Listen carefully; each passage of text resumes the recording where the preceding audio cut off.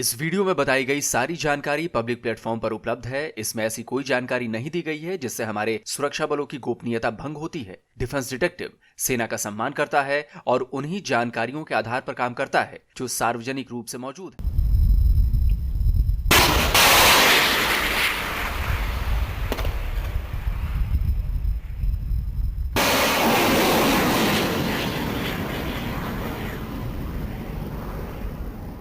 शानदार, जानदार और जबरदस्त। भारत को मिशन सुदर्शन चक्र डिफेंस शील्ड से लैस करने की दिशा में यह बहुत बड़ा और बहुत ही महत्वपूर्ण माइलस्टोन को हमने पार कर लिया है। भारत के पहले integrated air defence weapon system के पहले फ्लाइट टेस्ट में डीआरडीओ ने 100 में से 100 नंबर हासिल कर लिए हैं। 23 अगस्त को ओडिशा में डीआरडीओ ने अपने integrated air defence weapon system यानी आईएडीडब्ल्यूएस की पहली फ्लाइट टेस्टिंग की है, या पहली कामयाब फ्लाइट टेस्टिंग की है। ये पहली ही में कामयाब हो गया। इसमें एक साथ 3 थ्रेट्स को न्यूट्रलाइज किया गया। ये हमारा multi layered air defence system है। ये एक ऐसा सिस्टम जिसमें एक साथ quick reaction surface to air missile यानी QRSAM, advanced very short range air defence system यानी वीशोराड्स और high power laser based direct या डायरेक्टेड एनर्जी वेपन जो है वो इसका इस्तेमाल किया गया है और इनका इस्तेमाल करके अलग अलग खतरों को नष्ट कर दिया गया। देखिए, ये जो पहली विंडो आपको दिखाई दे रही है, इसमें आपको 2 high speed expendable aerial targets नजर आ रहे होंगे, जबकि दूसरी विंडो में एक ड्रोन आपको नजर आ रहा होगा। इन दोनों high speed expendable aerial targets को अटैक मिसाइल की तरह लॉन्च किया गया। अब हवा में एक साथ 3 खतरे मौजूद थे, लेकिन जैसे ही आईएडीडब्ल्यूएस के रडार्स ने इन थ्रेट्स को डिटेक्ट किया, ये पूरा सिस्टम एक्टिवेट हो गया। सबसे पहले वीशोराड्स के लॉन्चर ने मिसाइल फायर की और इसके ठीक बाद क्यूआरसैम भी आग उगलती हुई आसमान की तरफ बढ़ गई और पल भर में दोनों टारगेट्स हवा में ही स्वाहा हो गए। अब इधर देखिए, ड्रोन पर तो कोई मिसाइल नहीं हिट हुई, लेकिन ड्रोन के भी प्राण पखेरु उड़ गए। 2 थ्रेट्स को तो वीशोराड्स और क्यूआरसैम से मारा गया, लेकिन ड्रोन को high power laser based directed energy weapon का इस्तेमाल करके गिराया गया। डीआरडीओ की यह कामयाबी सेल्फ रिलायंस एयर डिफेंस के क्षेत्र में बहुत बड़ी और बहुत ज्यादा इंपॉर्टेंट है। हमने देखा है कि ऑपरेशन सिंदूर के दौरान कैसे दुश्मन एक साथ सैकड़ों ड्रोन्स और मिसाइल से हमला कर सकता है। इनकी रेंज और स्पीड अलग अलग हो सकती है, इनका थ्रेट लेवल भी अलग अलग हो सकता है, लेकिन हर थ्रेट को न्यूट्रलाइज करना, सही समय पर करना और सही वेपन से करना, यह बहुत ज्यादा जरूरी है। इसीलिए हमें एक unified multi layered air defence setup की सख्त जरूरत थी, जिसे पूरा करने के लिए डीआरडीओ ने इस आईएडीडब्ल्यूएस यानी integrated air defence weapon system को डेवलप किया है। रक्षा मंत्री राजनाथ सिंह ने ट्वीट कर डीआरडीओ को इस कामयाब परीक्षण के लिए बधाई दी है।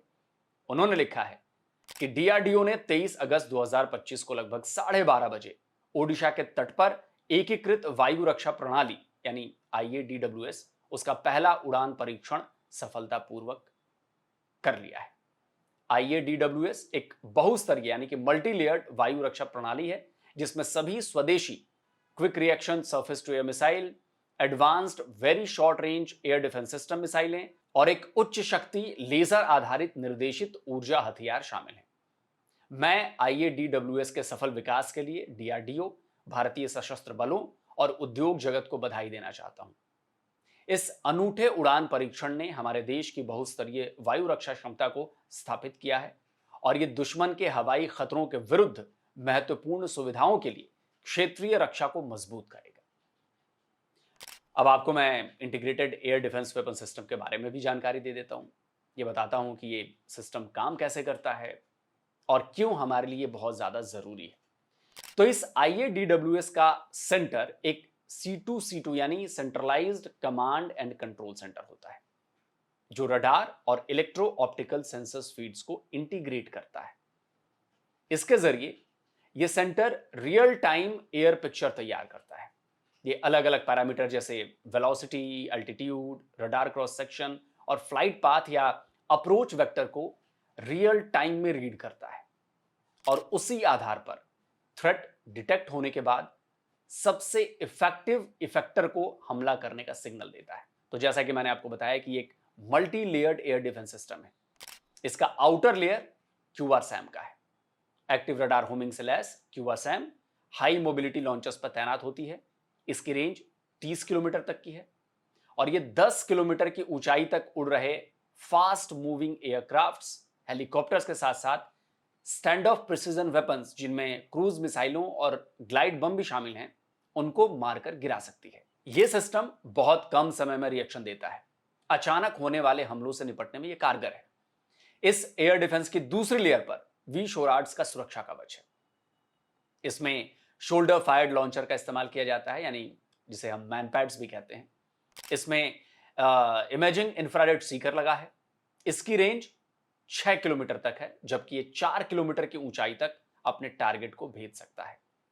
V-SHORAD लो फ्लाइंग थ्रेट्स जैसे रोटरी विंग प्लेटफॉर्म्स, UAVs और slow moving fixed wing aircraft को भी ये इंगेज करने में सक्षम है।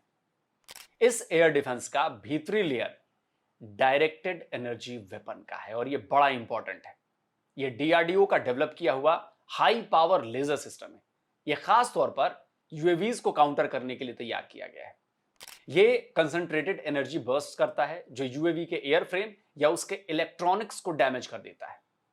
और इससे होता क्या है, जो हमने वीडियो में देखा, UAV या जिसे हम ड्रोन कह लें, वो नीचे गिर जाता है। Integrated air defence weapon system को जब टेस्ट किया जा रहा था तो उस दौरान भी ड्रोन को इसी हाई पावर लेजर सिस्टम से मार गिराया गया है।